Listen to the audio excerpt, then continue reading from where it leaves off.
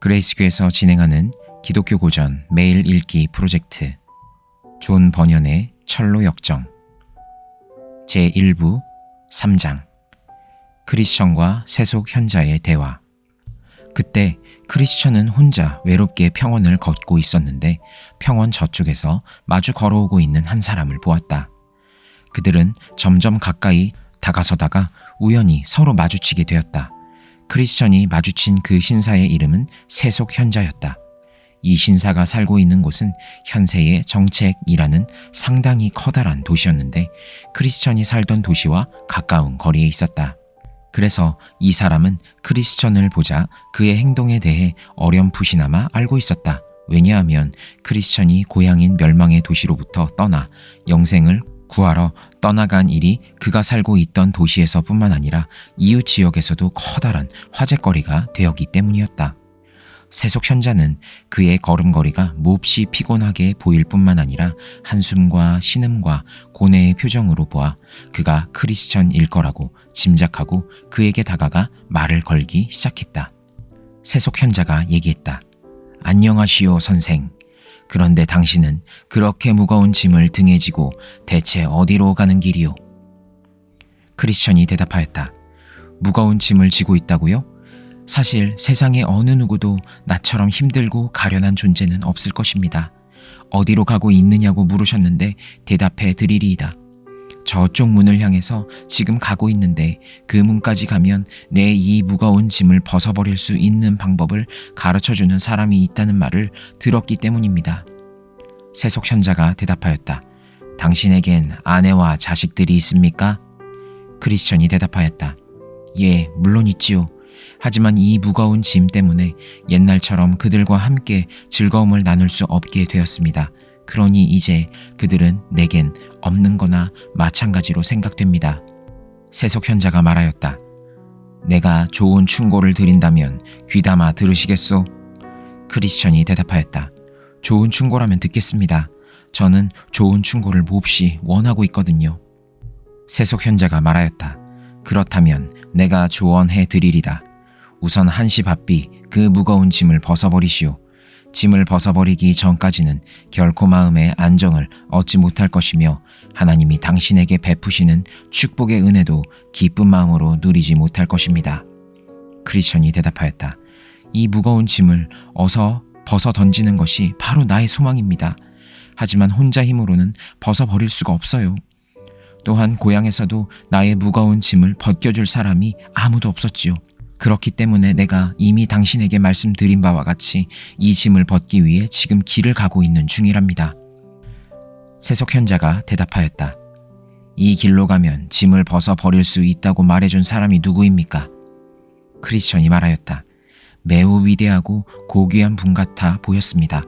내가 기억하기로는 그의 이름은 전도자라고 합니다. 세속 현자가 대답하였다. 나는 그 사람의 충고를 비난하지 않을 수 없군요.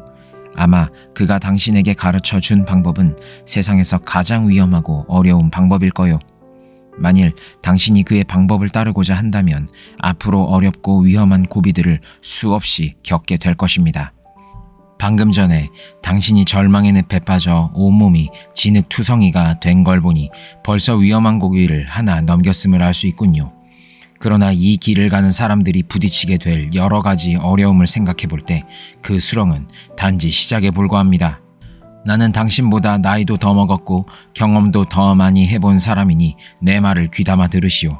이 길을 그냥 계속 따라가다가는 피로와 고통, 굶주림, 공포, 헐벗음뿐만 아니라 시퍼런 칼날, 사자들, 용, 암흑 등 한마디로 말해서 죽음 그 자체를 만나게 될 것입니다. 이러한 고통들이 이 길에 깔려 있다는 것은 틀림없이 사실이며 이미 그런 것들을 겪어본 여러 사람들의 증언으로 확인되어 있지요. 자, 그러니 생전 처음 보는 낯선 사람의 말을 듣고 자신의 운명을 그렇게 아무데나 던져버릴 이유가 도대체 어디 있겠소? 크리스천이 대답했다.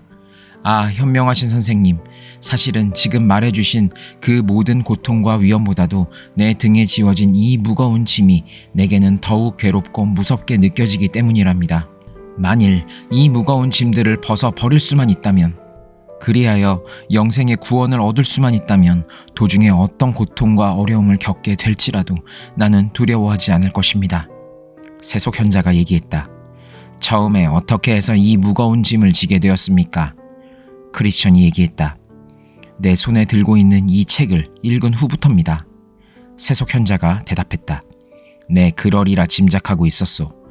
모든 연약한 사람들에게 일어나기 쉬운 갈등과 오류에 당신도 휩싸이게 된 것입니다. 그러한 사람들은 자신들의 수준에 맞지도 않는 너무 높은 것들을 추구하면서 쓸데없는 걱정에 휩싸이다가 갑자기 당신처럼 정신적 착란증에 빠지게 되는 것입니다.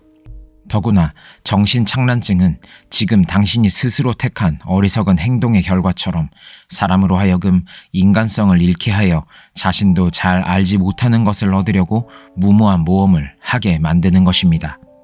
크리스천이 얘기했다. 나는 내가 무엇을 얻고자 하는지 알고 있습니다. 지금 내 등에 지고 있는 이 무거운 짐으로부터 벗어나는 일입니다. 세속 현자가 대답했다. 짐으로부터 벗어나기 위해 이처럼 많은 위험과 고통이 눈앞에 있는 것을 뻔히 알면서도 구태여 모험을 무릅써야 할 이유가 도대체 무엇입니까? 내 말에 귀를 기울여 주신다면 당신 혼자서 이 길을 계속 가고자 할 때 부딪히게 될 온갖 어려움과 위험한 난관들을 만나지 않고도 당신이 소망하는 것을 얻을 수 있는 좋은 방법을 가르쳐 드리겠소. 정말입니다. 이 방법은 아주 가까운 곳에 있습니다. 그뿐만 아니라 가르쳐 드리는 방법대로 하신다면 당신은 온갖 위험들 대신에 안전과 우정과 만족감을 얻을 수 있게 될 것입니다. 크리스천이 대답했다. 선생님, 어서 그 비결을 내게 알려주십시오. 세속 현자가 얘기했다. 자, 저쪽을 보시오. 저쪽에 있는 마을 이름은 도덕이라고 하는데 그곳에는 율법이라는 신분의 신사분이 살고 계십니다. 그분은 판단력이 아주 뛰어나서 명성이 높은 분이며 당신같이 어깨에 무거운 짐을 지고 고생하는 사람들을 도와 짐에서 벗어나게 해주는 훌륭한 기술을 지니고 있습니다. 내가 알고 있는 경우만 하더라도 그는 이러한 일을 함으로써 많은 선행을 쌓으신 분이지요. 더군다나 등에 짊어진 무거운 짐 때문에 다소 생각이 빗나간 사람들의 이상한 증세를 고쳐줄 수 있는 기술도 그는 지니고 있답니다. 그러니 어서 그분께 가보도록 하시오. 내가 이미 말씀드린 것처럼 가기만 하면 금방 도움을 받을 수 있을 것입니다. 그의 집은 여기서 채 1km도 되지 않는 곳에 있습니다. 만일 그분께서 혹시 집에 계시지 않거든 예이라는 이름을 가진 그의 젊은 아드님을 찾으십시오. 그도 역시 아버지 못지않은 판단력과 기술을 가지고 있으니 당신의 짐을 쉽게 벗겨줄 것입니다. 만일 당신이 전에 살던 고향으로 돌아가고 싶지 않다면 물론 나 역시 당신이 집으로 돌아가는 것을 원하진 않지만 아내와 자식들을 마을로 데려와 살 수도 있습니다. 이 마을에는 지금 비어있는 집들이 많기 때문에 값싸게 집을 구할 수도 있고 또한 품질이 좋으면서도 값싼 음식들이 많이 있으므로 당신은 더 행복한 생활을 누릴 수 있을 것입니다. 더구나 정직하고 믿을 수 있는 이웃들과 더불어 틀림없이 만족스러운 생활이 보장되리라고 봅니다. 이 말을 듣고 크리스천은 잠시 망설였으나 이내 결정을 내렸다. 만일 이 신사가 한 말이 사실이라면 그의 충고를 따르는 것이 현명한 처사라고 생각하고는 덧붙여 물었다. 크리스천이 말한다. 선생님, 그 현명하고 정직하신 분의 집은 어디에 있습니까? 세속 현자가 대답했다. 저쪽에 있는 높은 언덕이 보이십니까? 크리스천이 대답했다. 예, 아주 잘 보입니다. 세속 현자가 대답했다. 저 언덕을 넘어가면 첫째 집이 바로 그분의 집입니다. 그리하여 가던 길을 바꾼 크리스천은 더 손쉽고 현명한 도움을 얻기 위하여 율법의 집으로 향했다. 그러나 어찌된 일인가 그가 힘들여 언덕 가까이에 이르렀을 때 언덕은 굉장히 높고 가파를 뿐만 아니라 산 중턱 여기저기에 커다란 바위와 깊은 골짜기들이 위험스럽게 깔려 있어 그는 혹 그 바위들이 그의 머리 위로 떨어지지는 않을까 두려워서 더 이상 나아갈 수가 없었다. 그리하여 그는 언덕 앞에 우두커니 서서 어찌해야 좋을까 망설이고 있었다. 그런데 원래 가던 길을 바꾸어 새 길로 접어들었을 때부터 등에 짊어진 짐은 훨씬 더 무거운 것처럼 느껴지는 것이었다. 더구나 갑자기 언덕 위에서 불길이 활활 타오르는 것을 본 크리스천은 그곳으로 올라가다가는 불길에 휩싸여 타 죽을지도 모른다는 두려움을 느꼈다. 그는 땀을 흘리면서 무서워 떨기 시작했다. 그리하여 크리스천은 세속 현자의 그릇된 충고를 받아들인 것에 대하여 후회하기 시작했다. 마침 그때 전에 보았던 전도자가 그를 만나러 저쪽에서 다가오는 것을 발견한 크리스천은 부끄러움과 죄책감으로 인하여 얼굴이 붉어지기 시작했다. 차츰차츰 가까이 다가와 마침내 서로 마주보게 되었을 때 전도자는 엄한 표정으로 크리스천을 바라보면서 캐묻기 시작했다. 여보시오, 크리스천. 어찌하여 이런 곳에 오게 되었소? 이러한 질문을 받고 어떻게 대답할지를 몰라 당황하면서 크리스천은 얼굴을 붉힌 채 우두커니 서 있었다. 그러자 전도자가 다시 말을 이었다. 당신이 바로 멸망의 도시 성문 밖에서 울며 괴로워하던 사람이 아닙니까?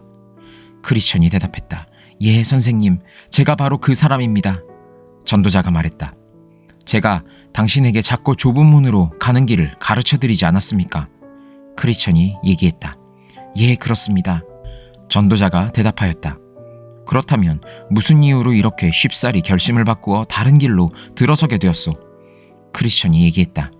절망의 늪에서 가까스로 빠져나오자마자 신사 한 분을 만났는데 그분께서는 저쪽 언덕 너머에 있는 마을로 가면 나의 무거운 짐을 벗겨줄 수 있는 훌륭한 사람을 만나게 될 거라고 저를 설득하더군요. 전도자가 얘기했다. 그분은 어떤 사람이었습니까? 크리스천이 얘기했다. 매우 점잖고 권위 있는 신사로 보였으며 어찌나 능숙하게 말을 잘하는지 결국 제가 그의 말에 현혹되어 그만 딴 길로 돌아서게 되었답니다. 그러나 막상 여기까지 와서 눈앞에 놓인 언덕을 바라보니 커다란 바위가 여기저기 깔려있고 불길이 타오르고 있어 그냥 저 길로 가다가는 죽음을 만날 것 같아서 두려움에 사로잡힌 채 갑자기 걸음을 멈추게 되었죠. 전도자가 얘기했다. 그 신사가 뭐라고 말하던가요? 크리스천이 대답했다. 처음에는 어디로 가느냐고 묻길래 사실대로 대답해 주었어요. 전도자가 얘기했다. 그 다음에는 뭐라고 물었습니까? 크리스천이 대답했다. 나에게 가족이 있느냐고 묻길래 그렇다고 대답했지요. 그러나 이처럼 무거운 짐을 등에 짊어지고는 이전처럼 그들과 즐겁게 지낼 수가 없다고 말했습니다. 전도자가 대답했다. 그랬더니 또 뭐라고 하던가요? 크리스천이 얘기했다. 그는 내게 어서 빨리 짐을 벗어 던지라고 하더군요. 그래서 나도 역시 짐을 벗어 버리기를 원하고 있기 때문에 구원을 받을 수 있는 장소에 도착하기 위해서 자세한 지시를 얻을 수 있도록 저쪽 문을 향하여 가는 중이라고 했지요. 그랬더니 그는 당신이 내게 가르쳐 준 길처럼 많은 어려움과 위험이 따르지 않는 훨씬 편하고 빠른 지름길을 가르쳐 주겠다고 했습니다. 그 길로 가면 판단력이 뛰어나고 이러한 짐들을 쉽게 벗겨줄 수 있는 기술을 지닌 고귀한 신사의 집에 이르게 된다고 했지요. 그리하여 어서 빨리 이 짐을 벗어버리고 싶은 생각에 그만 귀가 솔깃해져서 가던 길을 버리고 이 길로 들어서게 된 것입니다. 그러나 막상 여기까지 와서 보니 아까 말씀드린 대로 언덕이 너무 험하여 혹 죽음을 당할까 두려워서 지금 어찌할 바를 모르고 서 있는 중입니다. 전도자가 대답했다. 그렇다면 잠깐 그대로 서 계십시오. 내가 당신께 하나님의 말씀을 보여드리리다. 그리하여 그는 떨면서 서 있었고 이윽고 전도자가 하나님의 말씀을 읽어주었다. 너희는 삼가 말씀하신 일을 거역하지 말라. 땅에서 경고하신 일을 거역한 그들이 피하지 못하였거든 하물며 하늘로부터 경고하신 일을 배반하는 우리일까 보냐. 히브리서 12장 25절 말씀. 그는 다시 계속 읽어주었다. 나의 의인은 믿음으로 말미암아 살리라. 또한 뒤로 물러가면 내 마음이 그를 기뻐하지 아니하리라. 히브리서 10장 38절 말씀. 그는 하나님의 말씀을 읽고 나서 그 말씀을 적용하여 말하기 시작했다. 당신은 지금 지극히 높으신 하나님의 권고를 물리치고 평화를 향한 길에서 벗어나 파멸과 멸망의 길로 들어섬으로써 스스로 불행을 자초하고 있어. 이 말을 듣고 크리스천은 하얗게 질린 얼굴로 죽은 듯이 전도자의 발 앞에 엎드린 채 울부짖었다. 오, 슬픈 일입니다. 이제 다 틀렸으니 저주받아 마땅한 저는 어찌해야 좋을까요? 그러자 전도자는 이 모양을 보고 크리스천의 오른손을 잡아 일으키면서 말했다. 사람이 어떤 죄를 지었든지 모든 죄와 모독은 사하심을 얻을 수 있으니 믿음을 버리지 말고 믿음 있는 자가 되도록 하십시오. 이 말을 듣고 크리스천은 다소 생기를 얻은 듯 했으나 아직도 두려움에 떨며 전도자 앞에 서 있었다. 전도자는 계속해서 말했다. 지금부터 내가 당신께 말씀드리는 것들을 좀 더 주의 깊게 들어주시오. 이제 당신을 현혹시킨 자가 누구며 또한 누가 그 자를 당신께 보냈는지 가르쳐 드리리다. 당신이 만났던 사람은 세속 현자라는 사람인데 그는 그렇게 불리는 것이 마땅한 사람이지요. 왜냐하면 우선 그는 이 세상의 교훈이나 신조를 좋아하기 때문에 늘 도덕이란 도시의 교회에만 나가고 있습니다. 또한 그는 세속 교훈이나 신조가 십자가를 지지 않고서도 그를 어려움에서 구해줄 수 있다고 생각하기 때문에 그런 것들을 가장 신봉하며 좋아하는 것입니다. 이와 같은 그의 세속적인 기질 때문에 당신을 방해하여 옳은 길을 벗어나 다른 길로 가도록 권고한 것이지요. 그런데 그자의 권고들 중에서 당신이 전적으로 물리쳐야 할 3가지 중요한 것들이 있습니다. 첫째, 당신을 바른 길에서 벗어나게 한 점. 둘째, 당신이 십자가를 꺼려하도록 유도한 점. 셋째, 당신으로 하여금 사망의 골짜기에 이르는 길로 가도록 유혹한 점. 우선 그는 당신을 유혹하여 가던 길을 버리게 했고 당신이 그의 말대로 행동하게 된 것을 혐오하고 두려워해야 합니다. 세속 현자의 그릇된 권고를 따르는 것은 곧 하나님의 권고를 거부하는 것이기 때문입니다. 하나님께서는 좁은 문으로 들어가기를 힘쓰라고 말씀하셨는데 내가 당신에게 가르쳐 준 길이 바로 그 좁은 문입니다. 또한 주님께서는 멸망으로 인도하는 문은 크고 그 길이 넓어 그리로 들어가는 자가 많고 생명으로 인도하는 문은 좁고 길이 협착하여 찾는 자가 적음이니라 마태복음 7장 13절 14절처럼 말씀하셨습니다. 그런데 그 악한 세속 현자는 좁은 길로 가고 있던 당신을 유혹하여 파멸에 이르는 다른 길로 이끌었으니 그의 말에 쉽게 넘어간 당신 자신과 그 악한 현자를 둘 다 혐오해야 합니다. 두 번째로 그자가 당신으로 하여금 십자가의 짐을 싫어하도록 유도했으니 이를 혐오하지 않으면 안 됩니다. 왜냐하면 당신은 십자가를 애굽의 보화보다 더 귀히 여길 줄 알아야 하기 때문입니다. 그뿐 아니라 영광의 왕이신 주님께서는 제 목숨을 얻고자 하는 자는 잃을 것이요 라고 당신에게 말씀하셨고 그를 따르는 무리들에게 무릇 내게 오는 자가 자기 부모와 처자와 형제 자매 및 자기 목숨까지 미워하지 아니하면 능히 나의 제자가 되지 못하리라고 가르치셨습니다. 그러므로 무릇 죽지 않고는 영생을 얻을 수 없다고 하신 진리의 말씀을 무시하는 자가 당신을 설득하려 한 것을 혐오해야 합니다.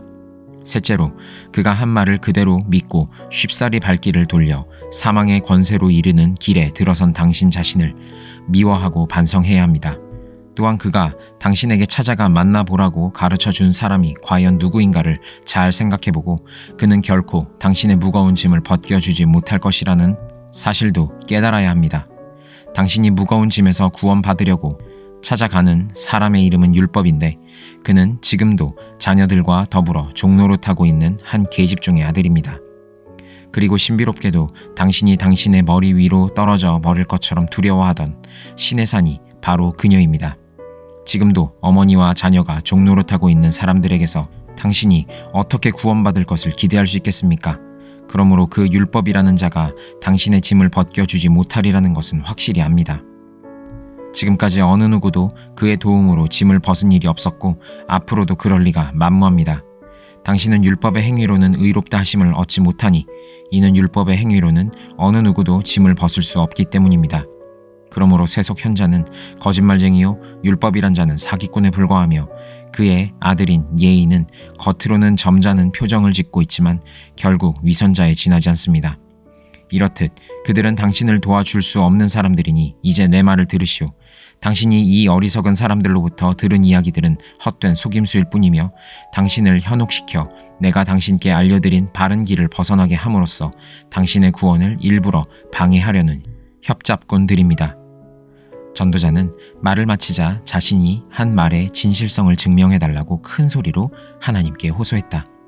그러자 크리스천이 그 밑에 서 있던 산 위에 하나님의 말씀이 들리면서 커다란 불길이 솟아올라 크리스천의 머리카락이 곤두서고 온몸이 쭈뼛해졌다. 하나님의 말씀은 이러하였다. 무릇 율법 행위에 속한 자들은 저주 아래에 있나니 기록된 바 누구든지 율법책에 기록된 대로 모든 일을 항상 행하지 아니하는 자는 저주 아래에 있는 자라 하였음이라. 갈라디아서 3장 10절 말씀. 이제 죽을 수밖에 구원받을 도리가 없다고 생각한 크리스천은 슬픈 목소리로 울부짖기 시작했다. 그는 세속 현자와 만났던 때를 저주하면서 그의 거짓된 충고에 쉽사리 넘어가 버린 자기 자신을 바보들 중에 바보라고 수천 번 외치는 것이었다. 그는 또한 세속적이고 인간적인 욕망에서 우러나오는 그 현자의 충고에 현혹되어 바른 길을 저버린 자신의 행동에 깊은 부끄러움을 느꼈다. 다소 진정이 되었을 때에 크리스천은 다시 전도자에게로 다가가서 다음과 같이 간절한 호소를 하였다. 전도자님, 선생님은 어떻게 생각하십니까? 제게도 아직 희망이 남아 있습니까? 지금이라도 다시 바른 길로 되돌아가서 그 좁은 문으로 갈 수는 없을까요? 아니면 이 어리석은 실수로 인하여 구원의 희망을 잃은 채 부끄러운 모습으로 고향에 돌아가야만 하나요? 나는 지금 그 세속 현자의 거짓된 충고에 현혹되어 버린 것을 몹시 후회하며 반성하고 있습니다. 저의 죄가 용서받을 수 있을까요? 전도자가 대답했다. 당신은 2가지 실수를 저질렀기 때문에 실로 당신의 죄는 매우 큽니다. 바르고 선한 길을 저버린 것이 그 하나요, 금지된 길을 걸어간 것이 또 하나의 죄입니다. 그러나 그 문지기는 사람들에게 선의와 호감을 갖고 있는 사람이므로 당신을 받아줄 것입니다. 그러니 다시는 옆길로 벗어나지 않도록 단단히 주의하십시오. 만일 주의 진노가 조금이라도 바란다면 당신이 길에서 망할까 두렵습니다. 그러자 크리스천은 다시 돌아가겠다고 말했고 전도자는 그에게 입맞춤을 해주며 어서 서둘러 하나님을 향해 떠나라고 미소로써 격려해 주었다. 이렇게 해서 크리스천은 서둘러 다시 걷기 시작했다. 도중에 만나는 어느 누구에게도 말을 걸지 않았고 혹 누가 그에게 말을 걸어와도 대답조차 하지 않았다.